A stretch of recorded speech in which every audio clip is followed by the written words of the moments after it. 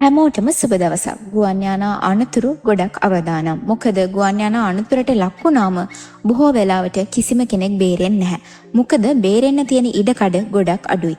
හැබැයි පසුගිය 12 වෙනිදා වුණු අවාසනාවන්ත ගුවන් අනතුරිනුත් එහි ගමන් කරපු කාර්ය මණ්ඩල ඇතුළු සියලුම දෙනා අතරින් එකම එක පුද්ගලයෙක්ට පුළුවන් වෙලා තියෙනවා මේ අනතුරින් දිවි ගලව ගන්න.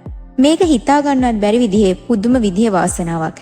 හැබැයි මීට පෙර සිදු වුණු සමහර සිදුවීම් අතරිනුත් සියලුම දෙනාගේ ජීවිතය අහිමි වෙලත් කොහොම හරි පුදුම හිතෙන විදිහට ජීවිතය බේරගන්න පුළුවන් එක්කෙනෙක් හැම ගුවන් යානයකම ඉඳලා තියෙනවා.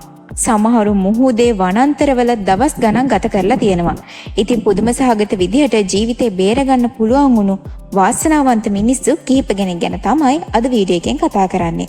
වීඩියෝ එක අවසන් වෙනකම් බලන්න. සමහරුන්ගේ කතා ඇහුවම පුදුම හිතෙයි කොහොමද එයාලා ජීවිතේ බේරගත්තේ කියලා.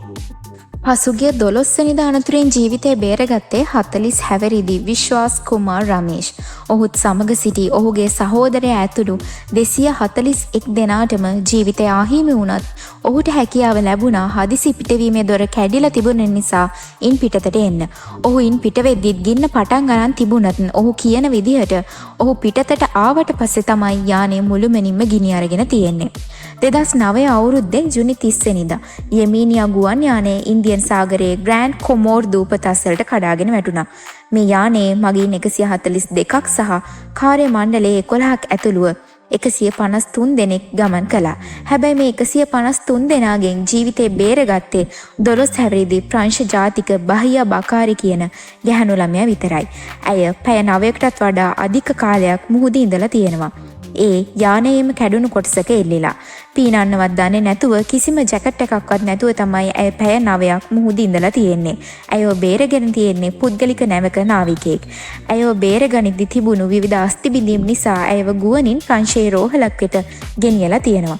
මේ අනතුරට හේතුව වෙලා තියෙන්නේ පයිලට් වරුන්ට ධාවනපතේ අඳුරගන්න බැරි වීම. 1971 දෙසැම්බර් 24 වෙනිදා නත්තල් දවසට කලින් දවසේ ලාන්සා කියන ගුවන් යානය පේරුහි ඇමසන් වනාන්තරයට කඩාගෙන වැටුණා. මේ යානයේ මගීන් 86ක් සහ කාර්ය මණ්ඩලයේ 6 දෙනෙක් ඇතුළුව මුළු එකතුව 92 දෙනෙක් හිටියා. හැබැයි බේරෙන්න වාසනාව තිබුණේ ජුලියන් කොප්කේ කියන 17 හැවිරිදි ජර්මන් ජාතික ගැහැණු ළමයාට. මේ යානයට අකුණක් වැදීම නිසා යානය පුපුරා ගියත් ඇයගේ ආසනයට බැඳිලා තිබ්බ නිසා අඩි 10000ක විතර උසක ඉඳලා බිමට වැටිලා තියෙනවා. ඇය දවස් 10ක් ඇමසන් වනාන්තරයේ අනේක වෙන දුක් පීඩා විඳිමින් ජීවත් වෙලා තියෙනවා. පසුව ඇය ගඟකට පාවුණු බෝට්ටුවකින් තමයි බේරගෙන තියෙන්නේ. පසු කාලයකදී ඇය ජීව විද්‍යාඥවරියක් බවට පත් වෙලා තියෙනවා. 1997 සැප්තැම්බර් 3 වෙනිදා වියට්නාම් එයාර්ලයින් ගුවන් යානය වියට්නාමේ ෆෝන් පෙම්හි ගුවන් තොටුපළට ගොඩ බහින අවස්ථාවේ කඩා වැටිලා තියෙනවා.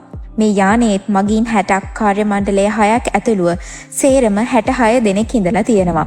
ඒ ජීවිතේ බේරුනේ අවුරුද්දයි මාස 2ක් වයස ඇති ඡායානුත් නිම් අයෝන් කියන ලදරුවා. ඔහු බේරුණු විදිහ කාටවත් හිතාගන්න බැරි වෙලා තියෙනවා. ඔහු බේරගෙන තියෙන්නේ එම ස්ථානයේ හිටපු දිවි ගලවා ගැනීමේ කණ්ඩායම් විසින් තමයි.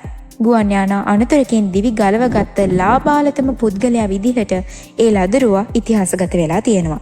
2011 සැප්තැම්බර් 7 වෙනිදා යක් සර්විස් ගුවන් යානය රුසියාවේ යාසොල්වින්හිදී ගුවන් ගත වන විටම කඩන් වැටලා තියෙනවා.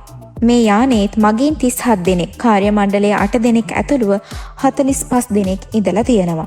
ඒ බේරුනේ 52 හැවිරිදි ඇලෙක්සැන්ඩර් සියෝව් කියන පුද්ගලයා. මේ යානය ගුවන් ගත වෙද්දිම ගඟකට තමයි කඩන් වැටලා තියෙන්නේ. ගලවා ගැනීමේ කණ්ඩායම් තමයි ඔහු බේරගෙන තියෙන්නේ. ගුවන් යාන අනතුරකින් බේරුණු වයස්ගතම තැනැත්තා විදිහට ඔහු ඉතින් මේ විස්තර අහුවම හිතනවා අපි කොහේ කොතන කොහොම හිටියත් වෙන කිසිම දෙයක් නවත්තන්න අපිට බෑ කියලා.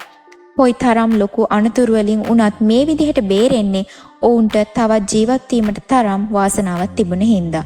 ඔයාලට මේ වීඩියෝ එක ගැන හිතුණ දේ පහලින් කමෙන්ට් කරන්න. මේ වගේ වීඩියෝස් දිගටම බලන්න අපිව සබ්ස්ක්‍රයිබ් කරලා තියාගන්නත් අමතක කරන්න එපා. හැමෝටම සුබ දවසක්.